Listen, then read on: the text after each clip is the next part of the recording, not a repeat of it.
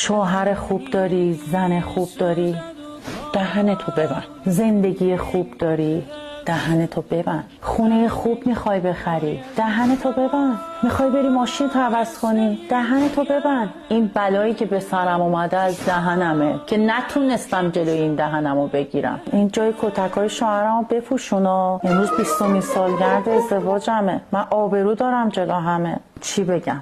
این نبستن دهنم این بلاها رو به سر من آورد. چشم زد زندگیمو. شوهری که یه سیگار نمیکشید معتاد شد. شروع کرد به فروختن دونه دونه زندگی. پنت هاوس تو الهیه رو فروخت. رفتیم تو جنوب شهر. بهترین ماشینامو بنز و پورش و اینا رو فروخت. تبدیل شد به یه پیکانوانه. این شد حاصل پوز دادن من. هر چیزی رو نخریده بودم جلو عنوانش میکردم. میومدم پوزشو میدادم بین اون. همه زندگیم برباد رفت. یه شوهر معتاد موند روی دستم. آخر عاقبتم شد هر شب کتک خوردن. به خاطر همین الان از زندگیم هیچ لذتی نمیبرم. هر کاری میخواین بکنین تو زندگیتون تو سکوت پیش ببرین. بهترینا رو داشته باشید ولی اینو ببندینش.